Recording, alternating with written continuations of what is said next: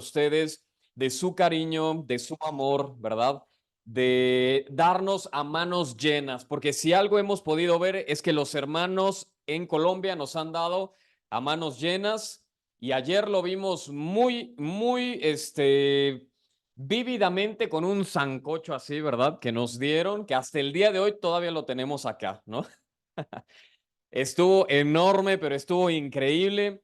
Y bueno, para nosotros ha sido de gran bendición, de verdad, verlos a ustedes, ver el ánimo de la iglesia también en cada lugar en el que nos hemos parado, nos han recibido. Nos vamos de Colombia, yo creo que muy motivados también por ver a la iglesia del Señor acá creciendo, ¿no? Estando juntos, unánimes, participando de las actividades y por supuesto bien animados para continuar con la obra del Señor en este lugar, ¿no?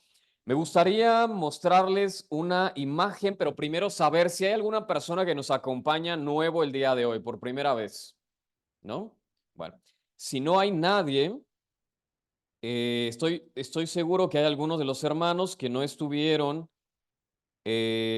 con nosotros durante esta semana, así que me gustaría poner acá una imagen, voy a compartir pantalla, un poquito acerca de quiénes somos nosotros, ¿verdad? Para que nos conozcan si es que no nos había conocido y usted sepa más o menos de dónde venimos, por qué estamos acá y por qué les hemos venido a invadir por unos días, ¿no? Bueno, venimos con un grupito muy bonito. No estoy yo acá, ¿verdad? Pero ellos son alumnos de un instituto bíblico que le llamamos, se llama Palabra de Vida en México. No es un instituto bíblico, es una organización que tiene un instituto bíblico, ¿no? Palabra de Vida en México, particularmente estamos en un estado que se llama Querétaro, en el centro del país, casi en el centro del país, en un pueblito muy pequeño que se llama Bernal, ¿no? Un pueblito mágico porque resguarda las costumbres y la cultura, ¿no? De lo que es México, de alguna forma muy pintoresco. Llegamos ahí a Salento, ¿verdad? Y creo que nos hacía un poquito familiar el ver un pueblito tan colonial, ¿verdad? Así es el lugar en el que estamos, junto con una roca allá que le llamamos la Peña de Bernal, ¿verdad? Ya no sabemos, porque el Internet ya nos ha jugado chueco, pero teníamos entendido que era el tercer monolito más grande del mundo, ¿no? Oficialmente ahora ya no sé, porque ya todo le llaman monolito y en el Internet uno ve, ya cualquier cosa está ahí en los primeros lugares, así que no sabemos, no sabemos. Tengo entendido que se disputa entre también la Peña del Peñón, ¿se llama? La Piedra del Peñón, ¿verdad? Por ahí está también incluida. Bueno, nosotros tenemos una, ¿no? Muy bonita en un lugar muy árido. Pero bueno, ahí están. Estos chicos han estado durante todo el año como parte del sistema que buscamos en Instituto Bíblico de Aprendizaje y de Enseñanza Integral, que ellos no solamente sean capacitados en el conocimiento de Dios, sino también en la práctica ministerial, ¿no? Deseamos no solamente cabezas llenas de conocimiento, sino también que los alumnos tengan la oportunidad de ponerlo en práctica, de llevarlo a cabo y de esta forma también ellos puedan ser llamados probablemente a la obra del Señor el día de mañana. Así que durante todo el año ellos estuvieron orando por este país. Ellos lo eligieron para al final del ciclo escolar poder visitarlo y servirles, ¿no? Pero yo creo que ustedes nos han servido más a nosotros que nosotros a ustedes. Pero bueno, ellos están acá, Edson, Ana Pao, Laura y Arel, que nos han estado acompañando durante todos estos días, ¿verdad? Pero bueno, a mí me llama mucho la atención y me encanta. Yo trabajo con Instituto Bíblico ahí en Palabra de Vida. Soy parte del staff con el departamento académico, por la gracia de Dios, y me encanta mucho el trabajo que hago porque es muy significativo, sobre todo en una época de la sociedad o del mundo donde hay muchos ataques del enemigo a través de ciertos sistemas de filosofía, a través de ciertas, incluso religiones, ¿verdad? Creencias que de alguna forma el enemigo a nivel mundial está tratando de atacar directamente a la fe, ¿no? Particularmente lo que el enemigo no quiere hacer esencialmente es que tú dejes de creer en Dios, ¿verdad? No creas en Él. Él juega también con esas cosas. Lo que Él desea es que tu fe y mi fe sea tan estéril que no represente ningún obstáculo para los planes del enemigo, ¿no? Así que lo he estado haciendo muy sutilmente a través de muchas cosas y particularmente las personas que en algún momento hemos caído con eso son gente que no necesariamente ha crecido en el conocimiento de Dios, ¿verdad? Cree muchas cosas, su conocimiento de la palabra de Dios probablemente no ha sido algo que hayan operado mucho en diligencia, ¿no? Y el enemigo está atacando eso. Entonces me llama mucho la atención lo que hacemos en Instituto Bíblico porque deseamos capacitar a los alumnos para que ellos con diligencia, ¿verdad? Con fidelidad puedan comunicar la palabra de verdad en cualquier lugar que el Señor les llame alrededor del mundo, pero que puedan permanecer firmes a los ataques del enemigo. Y yo creo que también eso es algo que la iglesia necesita el día de hoy. Así que me gustaría, ¿por qué no irnos quizás de este lugar ahora acá de Calarcá con la oportunidad de poder darles una palabra de ánimo, ¿verdad? Perdón si suena muy exhortativa, creo que mi estilo a veces es muy exhortador, no se sientan mal. Animémonos a continuar en esto. El tema del día de hoy, mm, ahí está. Le hemos denominado cambios bíblicos, ¿no? Conocimiento para transformación, ¿verdad? Y me gustaría que me acompañaran rápidamente ahí en su Biblia al libro de Romanos capítulo 12, versículo 2. Romanos 12, versículo 2, creo que va a ser el versículo que va a ser el fundamento de lo que vamos a ver el día de hoy. Son 9:40, perfectos. ¿A qué hora terminamos, mi hermano? Perdón. A las 12. a las 11:10 está bien. 11:10. Ok. Yo les digo, si a mí no me dicen, yo me voy y yo paro hasta que alguno se caiga por la ventana, ¿no? Y muera. Entonces yo necesito tener bien los tiempos claros.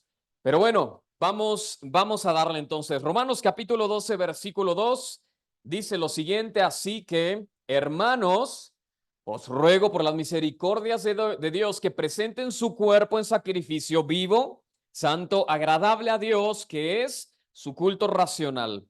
No se conformen a este siglo, pausa, en este siglo, en esta temporada o en esta época de nuestra vida, nos está tocando vivir ciertos cambios a los cuales es necesario estar atento para que sin querer no nos lleguemos a conformar a eso, ¿verdad?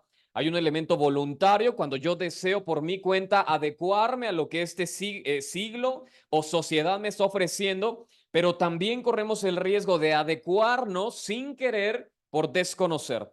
Dice, sino que sean transformados por medio de la renovación de su entendimiento para que comprueben entonces cuál sea la buena voluntad de Dios, agradable y perfecta, ¿no? Nuevamente dice, si no sean transformados, transformación, hablábamos de cambio, ¿por medio de qué?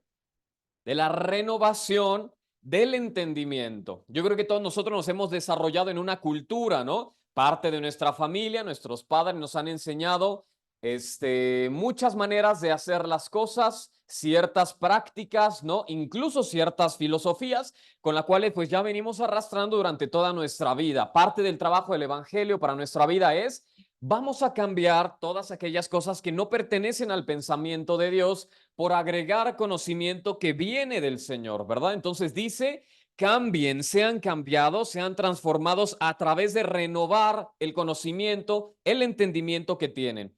¿Cuál es la ventaja de esto? Vamos a poder comprobar cuál sea la buena voluntad de Dios, la cual es agradable y perfecta, ¿verdad? O sea, mis hermanos, si el día de hoy alguno de ustedes está batallando de repente con no sé cuál es la voluntad de Dios y sigo orando y oro y el Señor no me responde, yo no veo la luz bajando sobre la persona, ¿verdad? Que el Señor quiere para mí, no sé cuál es la voluntad de Dios, ¿verdad? Yo no veo que las cosas sobrenaturales sucedan, no sé cuál es la voluntad de Dios, Dios revélamelo y el Señor diciendo, tienes mi palabra, puedes conocer mi voluntad a través de mi palabra, pero probablemente no quieres conocerlo, ¿no? Entonces, si no renovamos el entendimiento, difícilmente sabremos cuál es la voluntad de Dios. ¿Se entiende? Bueno, buenísimo. Parte entonces de esto es el conocimiento y la renovación del entendimiento. Yo honro mucho a estos jóvenes y se los he dicho bastantes veces que a su corta edad han tenido el desafío de dejar ciertas cosas que quizás estaban estudiando, oportunidades que tenían por dedicar un periodo de su vida al conocimiento de Dios. Y para mí eso es bastante honrable, ¿no? En una sociedad que te dice, ocupa tu vida en algo que sea más importante que entender un libro religioso, que te dice ya cuando haya terminado tu vida productiva, laboral y efectiva, tú mientras diviértete, entonces le dedicas tiempo al Señor. Para ellos ha sido, no, yo quiero conocer la palabra de Dios, quiero conocer a Dios, quiero entender, quiero capacitarme y quiero estar preparado. Y yo honro mucho eso. Ahora tengo la oportunidad de estar estudiando, se llama psicología y neurociencias, y es increíble cómo el enemigo a través de esas cosas va atacando la fe deliberadamente. Y a mí me preocupa de repente a la juventud que se va a enfrentar a una universidad que esencialmente es atea o laica y que va a tratar de desacreditar todos los argumentos a favor de Dios, que de repente lleguen jóvenes que quizás no tienen su fe firme en el conocimiento, ¿no? A mí se me hace sumamente importante, entonces honro mucho eso y yo quiero motivarles, mis hermanos, a ustedes también. No necesariamente que vayan a un instituto bíblico, pero que sí lo hagan personalmente, ¿verdad? Bueno, vamos a ver el mapa del sermón el día de hoy. Vamos a estar viendo Segunda de Pedro. Me encanta Segunda de Pedro porque justamente habla de eso y de una advertencia muy importante. Yo les dejo el mapa solamente para que vean cómo vamos a ir avanzando, ¿no? El primer punto que vamos a ver es un conocimiento, el conocimiento de Dios. Estamos hablando del conocimiento de Dios que nos habilita para la vida en Cristo. En segundo lugar, el conocimiento de Dios que nos protege frente a la mentira y el conocimiento de Dios que promueve la santidad y la fidelidad, ¿ok? Eso es el mapa que vamos a ver el día de hoy. Pero antes de eso, me gustaría que viéramos algunos versículos. Si gustan acompañarme ahí, Efesios 4, del 1 al 2, vamos a justificar la razón del conocimiento. En una época donde todo es conocimiento, también se nos hace saber, el conocimiento es malo, mis queridos hermanos. La mucha letra mata, ¿verdad? No, no, no, no, no. No, no se metan a llenar su cabeza de conocimiento. La palabra de Dios nos va a decir que también es indispensable y que también es parte de lo que el Señor diseñó para nuestras vidas y para crecer en el conocimiento de Cristo y también en lo que el Señor nos quiere dar. Pero antes quiero que noten algunos elementos importantes ahí en la Biblia. En primer lugar, Efesios capítulo 4 del 1 al 2 dice, yo pues preso en el Señor les ruego que anden, ¿cómo? Como es digno. Quiero que guardes esta palabrita porque va a ser la guía que vamos a tener durante este sermón. Que anden como es digno de la vocación con la que fueron llamados. Mi pregunta es, ¿qué es digno? ¿Qué es algo digno? ¿Quién es algo digno? ¿Alguien gustaría contestar? ¿Quién puede ser alguien digno? Pueden poner un ejemplo si gustan. Que está a la altura, podemos decirlo, perfecto, que está a la altura, muy bien. ¿Alguien más que quiera añadir algo? Hablamos de altura, ¿no? Bueno, a mí me gusta la definición, mi hermano, que está a la altura. Yo le coloqué congruencia, ¿no? Una persona que se comporta con dignidad es una persona que se comporta con congruencia, ¿no? Esto es congruente con esto, ¿verdad? Nos comportamos de una forma que evidenciamos que somos dignos de porque andamos de una forma congruente. La palabra de Dios nos va a animar de muchas formas a andar como dignos del Señor, del llamado, de la vocación, del evangelio, como este versículo que ahorita vamos a ver más, ¿verdad? Si hablamos de dignidad, mi pregunta directamente para ustedes el día de hoy sería, y con el significado de congruencia, sus vidas, mis hermanos, son congruentes en este caso con el llamado que tienen, dice, con la vocación que tienen. Chéquense, dice, les ruego que anden como es digno de la vocación con que fueron llamados. ¿De qué forma andamos como dignos? Con toda humildad, ¿verdad? Y mansedumbre, dice, soportándonos con paciencia los unos a los otros. Básico.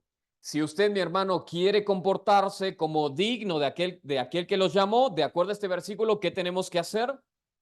Con humildad y mansedumbre, dice, soportándoos con paciencia los unos a los otros, ¿no? ¿Está fácil? Creo que no, ¿verdad?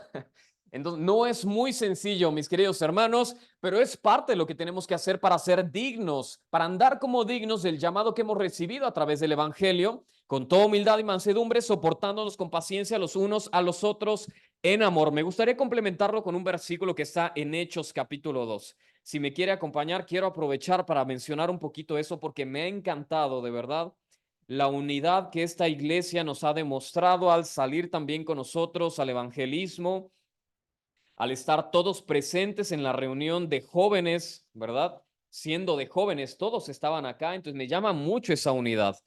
Hechos capítulo 2, va narrando un poquito lo que fue el día de Pentecostés. ¿Se acuerdan que lo mencionamos en la reunión de oración? En el momento en que el Señor permite que 3,000 personas no sean, se conviertan al Evangelio. Dice el versículo 41 del capítulo 2 de Hechos. Así que, ¿estamos ahí? Los que recibieron su palabra fueron bautizados en ese momento. Dice, se añadieron aquel día como 3,000 personas, pero chequen las características. Y perseveraban en la doctrina de los apóstoles, hablando de enseñanza y conocimiento, en la comunión unos con otros, en el partimiento del pan y también en las oraciones. El versículo siguiente dice, sobrevino temor a toda persona y muchas maravillas y señales eran hechas por los apóstoles. Todos los que habían creído estaban, ¿qué? Juntos y tenían en común todas las cosas y vendían sus propiedades y sus bienes y los repartían a todos según la necesidad de cada uno y perseverando unánimes cada día en el templo y partiendo el pan en las casas, comían juntos con diferencias entre ellos y disgustos, no, ¿verdad? Con alegría, con sencillez de corazón, alabando a Dios, teniendo favor con todo el pueblo. Y el Señor entonces añadía a la iglesia cada día los que habían de ser salvos. Y a mí me encanta ver este pasaje porque habla de la esencia del cuerpo de Cristo, ¿no? Hablando de Efesios capítulo 1, capítulo 4, versículos del 1 al 2, entendiendo cómo es comportarse como digno de la vocación con la que fuimos llamados, en compatibilidad con un versículo que nos expresa la esencia de la iglesia como tal. Me encanta ver que este es el modelo que deberíamos de tener como iglesia, ¿no? Les dije, me gusta verlos a todos participando. No sé si sea por la ocasión. Si es por la ocasión, ¿qué pasará el día de mañana cuando el grupito de México que está promoviendo actividades se vaya? ¿Qué va a pasar con la congregación, no? ¿Qué va a pasar con el ánimo de estar juntos en algún momento, de tener un mismo propósito, de caminar juntos hacia un mismo destino, de seguir obrando también en el bien, por el bien del cuerpo de la iglesia de Cristo, de permanecer juntos, de ver por las necesidades el uno del otro, ¿no? ¿Alguno de ustedes estaría dispuesto a vender sus propiedades? Creo que este versículo es sumamente complejo, ¿no? Complejo verlo desde esa perspectiva, pero la realidad es que abundaba un amor entre ellos. Esa es la unidad, mis hermanos, y ahora lo vamos a ver en otro versículo. Hablando de soportándonos, eso ya es base, tenemos que ir todavía más. Filipenses capítulo 1, versículo 27. Si quieren no lo busquen, lo tengo aquí en la pantalla. Solamente nuevamente que se comporten como es digno del evangelio de Cristo, para que sea que yo los vaya a ver o que esté ausente, oiga de ustedes que están firmes en un mismo espíritu, ¿no? Combatiendo ¿qué? Unánimes por la fe del evangelio. No es lo que no es lo que hicimos esta semana, juntos estando en Plaza Bolívar, juntos trabajando por un mismo propósito. Mis hermanos, si su interés es andar como digno de Cristo, una de las formas de hacerlo es estando firmes en un mismo espíritu. Por eso la contienda entre hermanos dentro de la iglesia que fue colocada por Dios, pensada por Dios como esta institución para conocer a Dios, conocer el amor de Dios, no puede haber divisiones.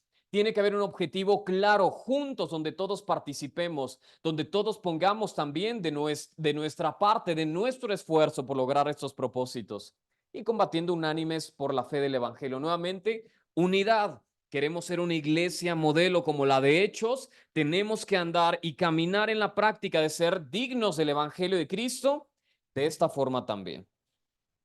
Primera de Tesalonicenses capítulo 2 versículo 12. Les encargamos que anduvieran como es digno de Dios, nuevamente, que los llamó a su reino y su gloria. Muy sencillo, puede ser medio nubloso ver cuál es la forma de andar como digno de Dios aquí. Sencillo, el Señor les ha llamado. ¿A qué les ha llamado el Señor? A su reino y su gloria, ¿verdad? Hablábamos que dignidad es congruencia y mi pregunta es, si nuestra vida está llamada a un propósito en particular que es de reino, ¿qué tantas áreas de su vida, mis hermanos, hablan que sus decisiones, que su comportamiento, que la forma de elegir a sus compañeros, de elegir el estudio que van a tomar, de elegir los lugares que visita, que asiste, de la forma de relacionarse incluso en su matrimonio entre pareja, cómo todo eso habla que andan como dignos de Cristo con una mirada de reino. Vamos a ponerlo más sencillo. ¿Cómo usted toma decisiones, mi hermano? Cuando toma decisiones, ¿a quién consulta para tomar decisiones? ¿Qué toma como base para tomar decisiones? Sus emociones, probablemente, las oportunidades que se le presentan, simplemente porque vio que esta era una excelente oportunidad, entonces la tomo. Ya vimos que las emociones son volátiles, no necesitamos explicarlo, ya sabemos que son inestables. Me encanta poner este ejemplo porque no estoy casado, ¿verdad? Pero ¿qué pasaría si nuestro amor a nuestra esposa dependiera de nuestro estado de ánimo, ¿no? Hoy le amamos y mañana probablemente ya no. Y si fuera por las emociones, mañana la dejo y consigo a alguien que me despierte nuevamente ese amor. Pero ¿cuántas veces lo hacemos dentro de nosotros también, verdad? No sentimos esta conexión de amor solamente por el sentimiento y somos movidos por las emociones a buscar a alguien más probablemente que despierte eso en nosotros, aunque no necesariamente sea en la práctica, ¿no? A veces en la mente, a veces en una pantalla, ¿verdad? Si nos guiamos por las emociones, creo que seríamos sumamente inestables. ¿Qué guía sus emociones, mis hermanos? Cuando va a tomar una decisión en relación a trabajo, ¿qué es lo que motiva sus decisiones? ¿Tiene que ver con el llamado a su reino que el Señor le dio o a su propio bien, a su propio deseo terrenal, a su carne, a añadir tesoros para este mundo? ¿Qué gobierna sus decisiones, verdad? ¿Cómo andamos en tema de probablemente nuestros gastos financieros? Si el Señor tuviera que evaluar nuestra forma en la cual invertimos nuestro dinero, diría el Señor, ¿esto se comporta como alguien que su pensamiento es de reino o solamente alguien que sigue pensando en sí mismo, incluso en sus finanzas, ¿verdad? Y así podríamos poner muchos ejemplos. El tema es, ¿cómo andamos como dignos de Dios? Cuando cada área de nuestra vida demuestra y es evidente que somos llamados a su reino y a su gloria. ¿Se entiende? Venga. Siguiente versículo, Colosenses 1:10, dice, para que anden como es digno del Señor, agradándole en todo. Andamos como dignos del Señor, agradándole en todo. ¿De qué forma? Llevando fruto en toda buena obra y creciendo en el conocimiento de Dios, ¿verdad? Quiero enfocarme en esta última partecita. Parte también de andar como digno del Señor tiene que ver con crecer en el conocimiento de Dios de una forma voluntaria y activa. Vamos a comenzar entonces ahí en Segunda de Pedro, aunque tomamos un tiempito para la introducción, no vamos a tomar mucho más tiempo. Segunda de Pedro, por favor, acompáñenme ahí a Segunda de Pedro. Vamos a hablar un poquito sobre el contexto de Pedro para que nos ambientemos en lo que Pedro va a decirnos. Vamos a quedarnos ahí en Segunda de Pedro, capítulo 1, versículo 1. Para entender Segunda de Pedro tenemos que regresar a Primera de Pedro, ¿ok? ¿Se acuerdan? ¿Alguno de ustedes ha estudiado? ¿Ha estudiado la iglesia, Primera de Pedro? Sí, ¿no? Bueno, Primera de Pedro va hablando acerca, como un tema general, de permanecer firmes en lo que el Señor nos ha dicho a pesar de los sufrimientos que tenemos alrededor como cristianos o como pueblo, ¿no? Ahí, si vamos a 1 Pedro en el capítulo 1, va a decir que le habla a los cristianos, a todos los que están en la diáspora, ¿no? Al pueblo que fue disperso, que estaban sufriendo ciertas situaciones complicadas por causa de su fe, ¿verdad? Pedro nos anima a permanecer en fidelidad y en firmeza a pesar de esas dificultades. No es muy diferente en Segunda de Pedro. Segunda de Pedro es básicamente lo mismo, a permanecer firmes en la fe a pesar de las mentiras que el mundo nos ofrece y de los falsos maestros. Ese va a ser el tema de Pedro. Permanezcan firmes en la fe a pesar de las mentiras que les rodean, ¿verdad? Así que vamos a entrar. El primer punto que habíamos visto ahí era un conocimiento que habilita para la vida en Cristo, capítulo 1. Vamos a sobrevolar la segunda carta de Pedro. Dice versículo 1, Simón Pedro y siervo y apóstol de Jesucristo, a los que ya han alcanzado por la justicia de Dios, de nuestro Dios y Salvador Jesucristo, una fe igualmente preciosa que la nuestra. ¿A quién les está hablando? A los que tienen, dice, a los que han alcanzado por la justicia de Dios y el Señor Jesucristo, una fe igualmente preciosa que la nuestra. O sea, todos los que estamos aquí, quiero pensar, ¿no? Todos aquellos que hemos recibido una fe que descansa en Cristo, ¿verdad? en Jesús como Salvador, que es preciosa, en ese caso hacía referencia a los apóstoles, pero que es preciosa porque el Señor la ganó, a eso se les está escribiendo, o sea, a todos nosotros. Dice, gracia y paz sean multiplicadas, ¿en dónde? ¿Están ahí, versículo 2? En el conocimiento de Dios y de nuestro Señor Jesucristo. O sea, hace que mi hermano, la paz que uno está buscando en el día a día no viene de una forma donde, ok, vamos a hacer un contraste porque dice la palabra de Dios, esa paz que sobrepasa todo entendimiento, de la gente que va a cuestionar por qué tienes paz en una situación complicada en tu vida, por la esperanza que tienes en Cristo Jesús. Sobrepasa el entendimiento de las personas. Pero en este caso, la paz de Dios va a venir a través del conocimiento de Dios, ¿verdad? Si desconocemos ciertos elementos de lo que Dios dice en su palabra acerca de lo que Él quiere para nosotros, de cómo nos guarda como hijos, de cómo tiene un futuro preparado para nosotros que es de bien, entonces podemos tener paz. Pero si desconocemos lo que el Señor dice en su palabra, si desconocemos el carácter de Dios, es probable que la paz no llegue a su vida. Entonces, en primer lugar, el conocimiento de Dios nos provee paz y gracia. Capítulo 3, perdón, versículo 3 del capítulo 1. Como todas las cosas que pertenecen a la vida y a la piedad nos han sido dadas por su divino poder, mediante que el conocimiento de aquel que nos llamó por su gloria y excelencia, ¿verdad? Segundo elemento que nos habilita para la vida en Cristo, aquí lo dice, el conocimiento de Dios nos permite saber cómo debemos operar en nuestra vida cristiana. Si desconocemos el contexto aquí de la palabra, el contenido de la palabra de Dios, lo que el Señor nos ha dado para vivir la vida en Cristo, no podemos vivirla, ¿verdad? Por eso todo lo que pertenece a la vida de la piedad nos fue dado por el conocimiento de Dios, ¿no?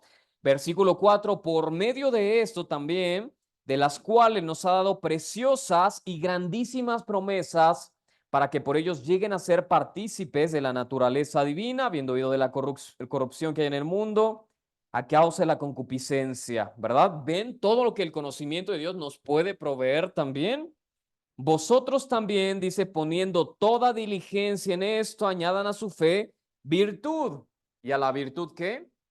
Conocimiento, ¿no? Vamos hablando constantemente del conocimiento. Una vez que usted, mi hermano, ya tuvo una fe, porque todos hemos recibido a Cristo aquí, ¿verdad? Quiero pensar que esto es así. Una vez que hemos hecho en esto, la palabra de Dios nos llama a que ahora añadamos a la fe virtud. ¿Qué es este elemento de la virtud? Básicamente, que tu fe sea efectiva.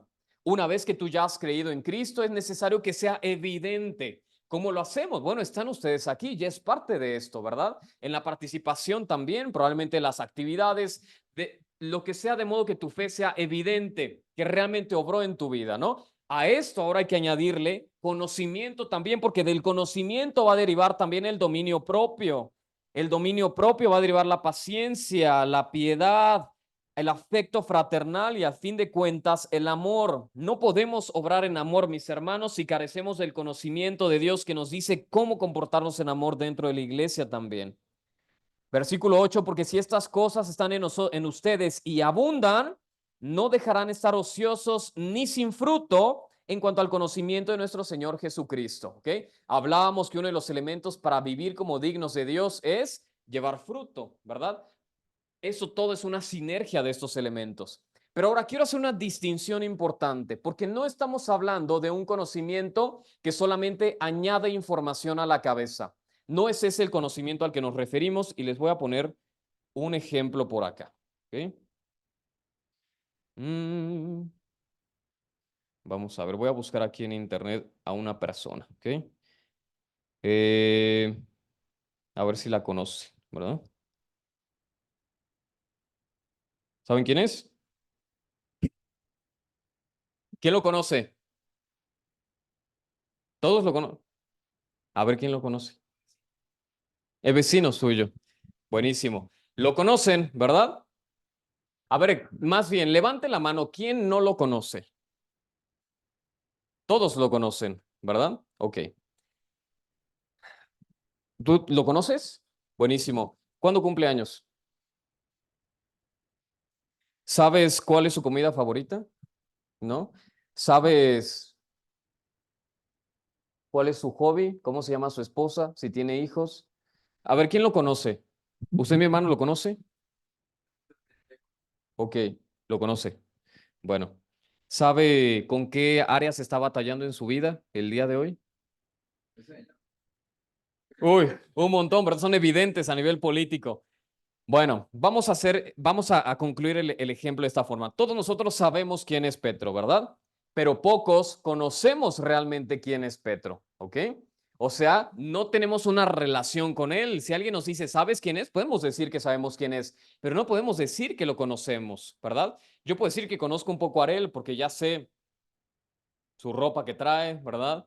Porque ya sé a qué hora se levanta un poquito y muchas más cosas porque hemos convivido juntos. Bueno, ¿qué le gusta el sancocho, verdad? Que a él le huelen los pies. No, no es cierto. Es una broma, es una broma. Pero bueno, la relación nos lleva al conocimiento. Esta palabrita conocimiento aquí en 2 de Pedro es bien especial. Si nos vamos al griego original, nos vamos a dar cuenta que conocimiento, el conocimiento común y corriente es gnosis. Esa es la palabra original para conocimiento, gnosis. Pero el conocimiento al que hace referencia 2 de Pedro es epignosis. ¿Ok? Por encima del conocimiento, ¿verdad? El conocimiento al que hace referencia esta carta no es al conocimiento que llena nuestra cabeza de información, sino es al conocimiento que generamos por una íntima relación, ¿ok? Esta es la referencia al conocimiento. Por lo tanto, cuando somos llamados, ya lo voy a quitar acá porque ya sé que algunos están como que molestos, ¿verdad? Si hacemos referencia a esto, mis hermanos, el conocimiento es, crezcan en conocimiento de Dios por intimidad con Él, ¿verdad? Algunos pueden decir que saben acerca de Dios, pero que no conocen a Dios, ¿verdad? Saben versículos de la Biblia porque asisten regularmente los domingos, probablemente los sábados, los miércoles, los días que hay reunión, pero ¿realmente conoces a Dios de una forma íntima? Las bendiciones que el Señor tiene para nuestra vida y que Él ha provisto para nuestra vida, que operan en regiones celestes, vienen a través del conocimiento íntimo con Dios. Entonces, no esperemos poder enfrentar la vida si no tenemos una relación íntima con el Señor, ¿verdad? No esperemos que nuestra vida haya gracia y paz si no tenemos una relación íntima con el Señor. No esperemos, mis hermanos, que todo lo demás que va a producir el conocimiento de Dios esté en nuestra vida y haya una iglesia unánime y haya una iglesia que tenga un mismo objetivo en el Evangelio si no tenemos una relación íntima con el Señor. ¿Se entiende? Bueno, así que el primer elemento es conocimiento que nos habilita para la vida en Cristo. ¿Y por qué es importante este conocimiento, mis hermanos? Tan sencillo como lo diría los últimos versículos del capítulo 1. Ninguna profecía de la Escritura es de interpretación privada, nunca fue traída por voluntad humana, sino que los santos hombres de Dios hablaron siendo inspirados por el Espíritu Santo. O sea, tenemos la palabra profética más segura. ¿Vale la pena crecer en el conocimiento de ella? Sí, pero ¿realmente cree que es la palabra más segura? Si es así, ¿por qué nos cuesta tanto volcarnos a la palabra de Dios para tomar consejo en saber qué hacer de nuestra vida? ¿No? Capítulo 2 dice, un conocimiento que protege frente a la mentira. Ya vimos, mis hermanos, que el conocimiento nos habilita para todo esto. Vamos a ver en capítulo 2 unos ejemplos de personas que no hicieron caso al respecto, que no fueron diligentes y las consecuencias que enfrentaron. Dice versículo 1, pero hubo también falsos profetas entre el pueblo. ¿Dónde estaban? Entre el pueblo, ¿no? Como habrá ante ustedes falsos maestros que introducirán encubiertamente herejías destructoras, y chéquense lo que dice, y aún negarán al Señor que los rescató. ¿De dónde salieron estos falsos maestros? Del pueblo, ¿no? Ellos, dice, ya habían entonces conocido que el Señor era quien los rescataba. Dicen, negarán al Señor que los rescató. Los falsos maestros, mis hermanos, no eran personas que vinieron de afuera queriendo destruir la iglesia. Era gente que estaba sentada aquí como usted y como yo, ¿no? Que un día creyó que el Señor le podía rescatar, ¿verdad? Que un día quizás cantaba alabanzas, que un día se congregaba. De estas personas salieron los falsos maestros. Mis hermanos, dice, negarán al Señor que los rescató, atrayendo sobre sí mismos destrucción repentina, versículo 2, y muchos seguirán sus disoluciones. A ver, ¿qué pasó con estas personas que ya sabían que el Señor les había rescatado, ¿verdad? Que probablemente habían escuchado del Evangelio, ¿verdad? Pero que al final se convirtieron en falsos maestros que estaban buscando destruir también a la iglesia. Chéquense, dice, muchos de ellos seguirán sus disoluciones. A mí me gusta cómo lo traduce se llama NBLA, la nueva versión de las Américas, porque dice, muchos de ellos seguirán su sensualidad. Y me gusta hacer énfasis en esta palabra, porque cuando pensamos en sensualidad se nos viene a la mente algo sexual, ¿verdad? Eso no es sensualidad, de acuerdo a este versículo. La sensualidad, mis hermanos, hace referencia a la facilidad que tienen las personas de ser movidas por sus emociones, por sus sensaciones. Eso es una persona sensual. ¿Quiénes iban a ser afectados por los falsos maestros dentro de la iglesia? La gente que fácilmente se mueve por sus emociones. ¿Por qué? Porque no tiene de qué otra cosa agarrarse, porque desconoce, porque lo único que conoce es lo que su corazón le dicta. Ven entonces por qué es importante crecer en el conocimiento de Dios, porque es importante continuar en el hábito de seguir juntos creciendo y practicando la palabra de Dios, porque van a llegar personas, eso va a pasar así, lo va a decir más adelante según de Pedro, aquí en la iglesia, que van a tratar de introducir herejías destructoras, mis hermanos, y como habíamos dicho al principio, incluso sin querer. ¿Por qué? Porque por falta del conocimiento ellos adoptaron cosas que destruyen la iglesia. Y ahorita vamos a ver algunos ejemplos al respecto. ¿Cuál es el problema de esto, mis hermanos? Porque todos nos podemos caer en este mismo tema. Versículo 2 dice, por causa de los cuales el camino de la verdad será blasfemado. ¿Van viendo un poquito más la importancia de esto? ¿No les ha pasado a ustedes que han conocido a algún cristiano, probablemente cuando apenas estaban acercando a la iglesia, que ustedes sabían que era cristiano, pero que su vida hablaba de todo menos de que era cristiano? ¿Les ha tocado alguna persona así? Yo he visto demasiadas, ¿no? Ahora, ¿cuál es el problema de esta gente? Que por causa de ellos la gente va a blasfemar en contra de la verdad. ¿Por qué?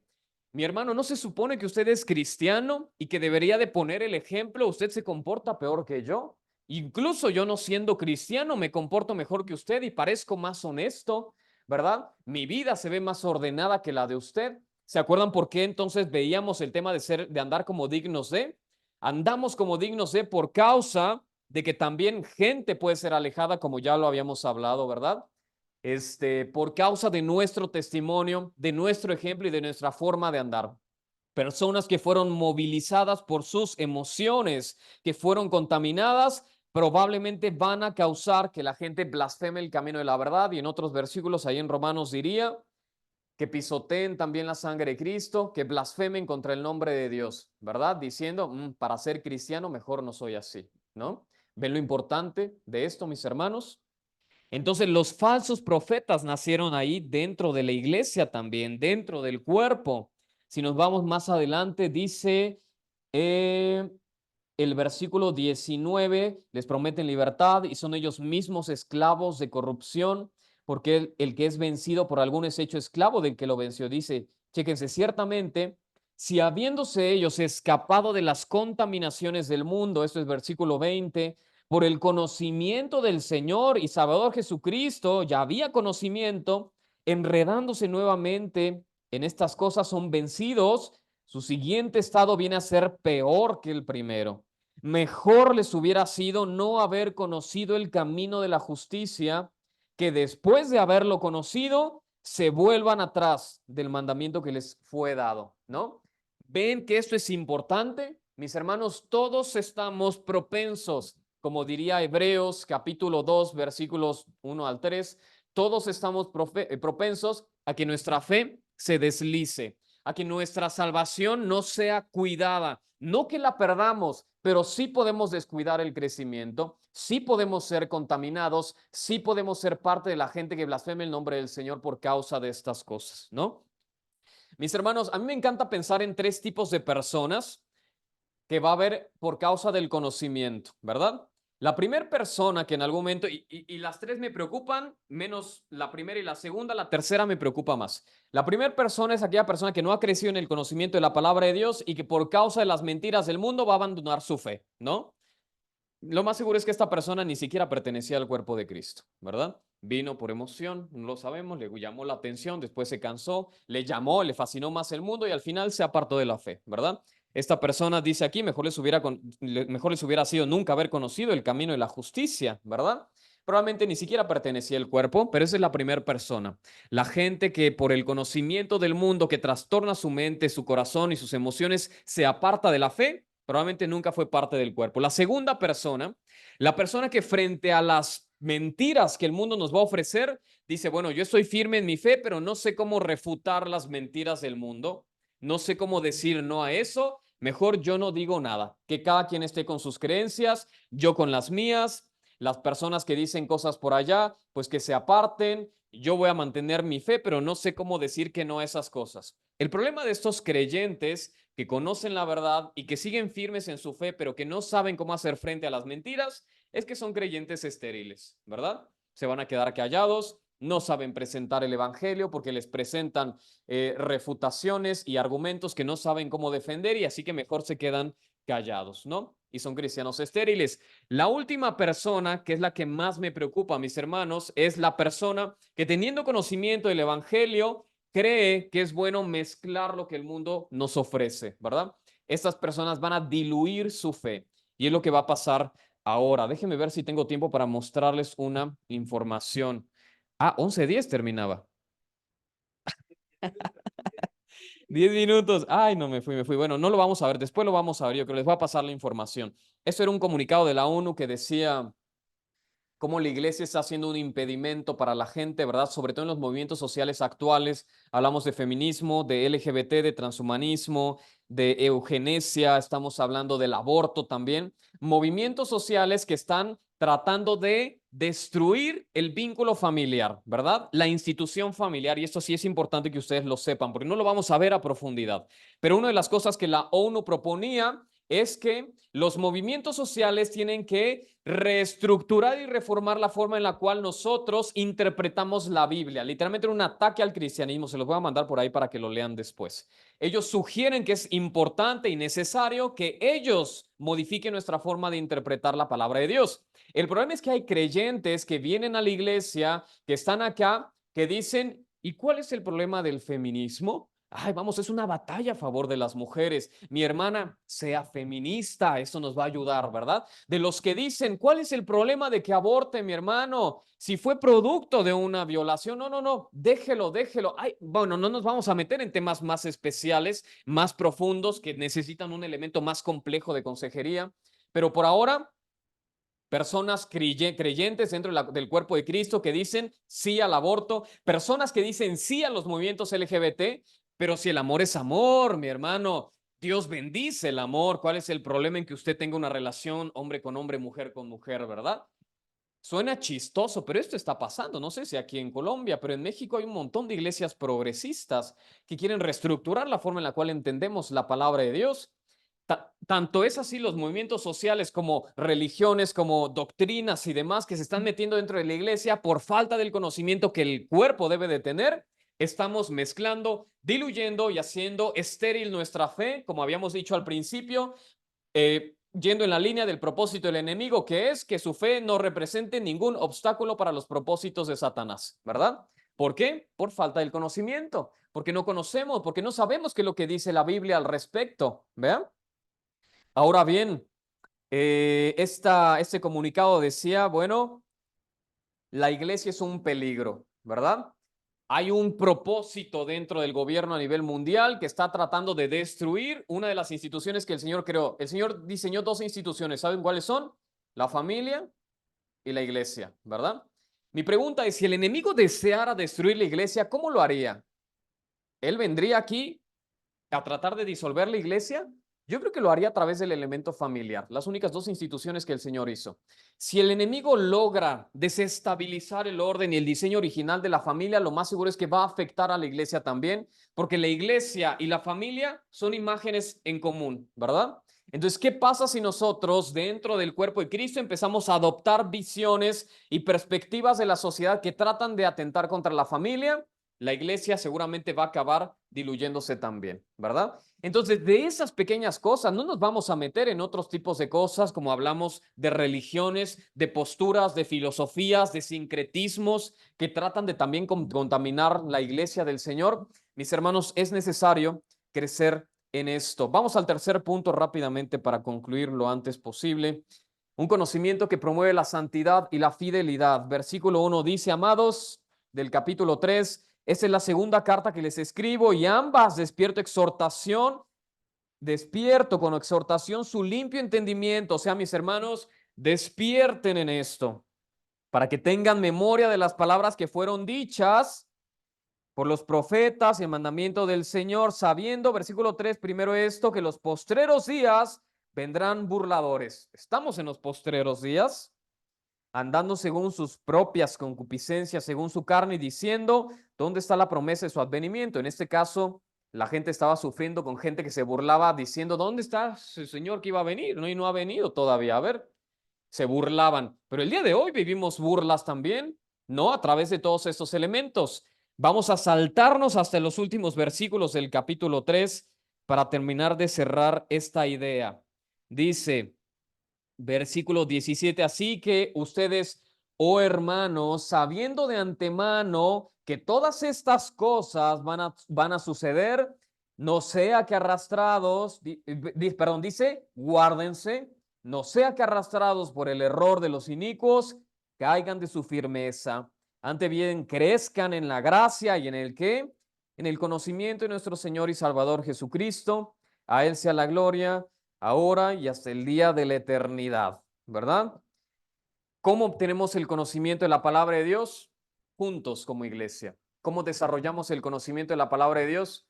Juntos como iglesia, pero no solamente los domingos, también en casa, ¿verdad? También en sus tiempos personales, también en la oración, también en el evangelismo, también en la cena del Señor. En todas estas actividades desarrollamos el conocimiento. No estamos aquí para perder el tiempo. Bien lo decía el hermano en la mañana, no es una celebración cualquiera. Venimos a celebrar el cuerpo de Cristo. Venimos a crecer en el conocimiento del Dios que debería de trastornar nuestra mente, ¿verdad? Que debería de inundar nuestro corazón, ¿no? Me gustaría mostrarles simplemente para terminar un documento que tengo por acá. Esto no se vería si estuviéramos conectados por HDMI, ¿verdad? Pero se los voy a mostrar de unos textos de un libro que me encanta.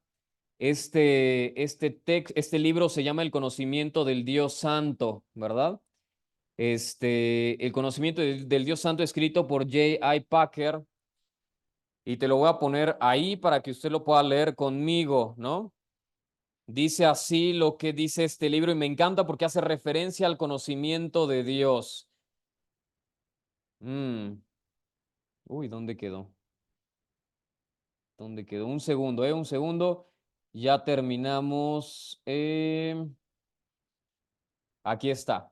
Dice, el conocimiento verdadero de Dios nos permite mantener la mirada fija en Cristo, evitando distracciones, producto de las mentiras que nos impidan esperar con fidelidad su regreso. El escritor diría lo siguiente, el conocimiento del Dios Santo, ese es su libro, un texto que escribió Spurgeon, lo conocen el príncipe de la predicación. Dice, alguien ha dicho que el estudio apropiado de la humanidad es el hombre, pero pienso que es igualmente cierto que el estudio apropiado para los elegidos de Dios es Dios mismo, ¿no?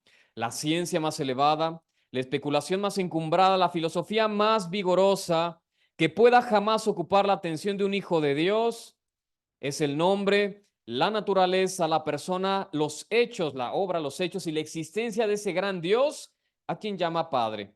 Ningún tema de contemplación tenderá a humillar la mente en mayor medida que los pensamientos de Dios. El que con frecuencia piensa en Dios tendrá una mente más amplia que el hombre que se afana simplemente por lo que ofrece este mundo estrecho. La mayoría de los problemas del hombre encuentran su solución en una cosa que es el conocimiento del Dios Santo. La contemplación de Cristo proporciona un bálsamo para toda herida. La meditación sobre el Padre proporciona descanso de toda aflicción y la influencia del Espíritu Santo hay bálsamo para todo mal. ¿Quieres librarte de tu dolor? ¿Quieres ahogar tus preocupaciones? Entonces ve y zambúllete en lo más profundo del mar de la deidad. Y me encanta esa reflexión, ¿no? tenemos, mis hermanos, el conocimiento de ese Dios que sobrepasa el entendimiento de las personas también, que diseñó el universo, que está en cuidado de usted, ¿no es digno también? ¿No cree que Él es digno de que nosotros le podamos conocer? De que demos tiempo de nuestras vidas para conocer acerca de Él, para crecer en su persona, para prepararnos también por lo que el mundo va a presentarnos como iglesia para destruir este lugar, ¿no?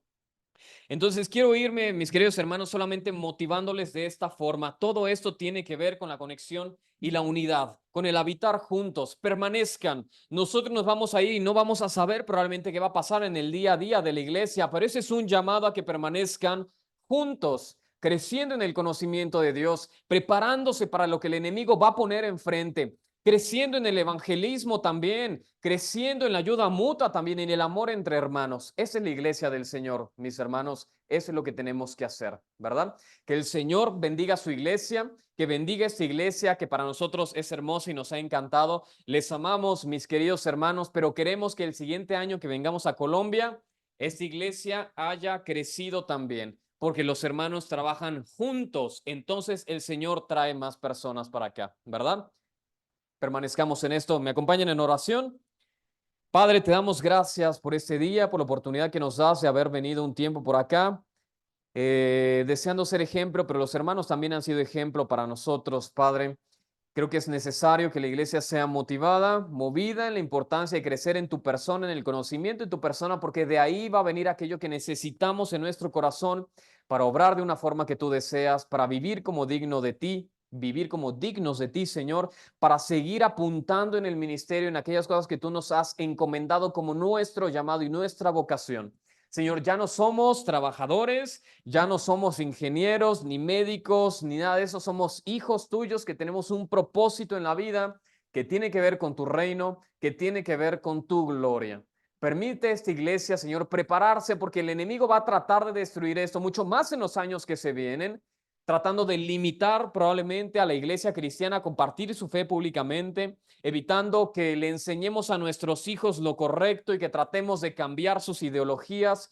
Señor, lo más seguro es que se viene algo fuerte para la iglesia y para esto se requiere miembros y una iglesia fuerte también en conocimiento que pueda hacer frente a estos ataques, que pueda hacer luz en el lugar en el que se paren, Señor, a donde sea que tú los envíes.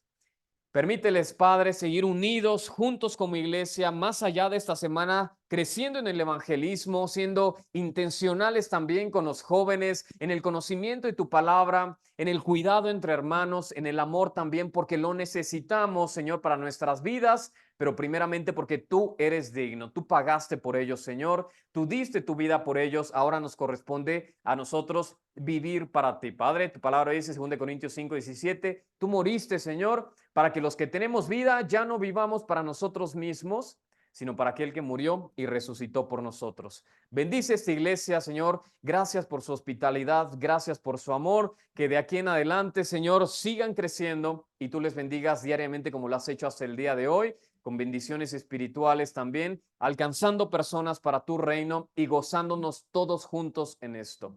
Gracias, mi Dios, te agradecemos en el nombre de Cristo Jesús. Amén.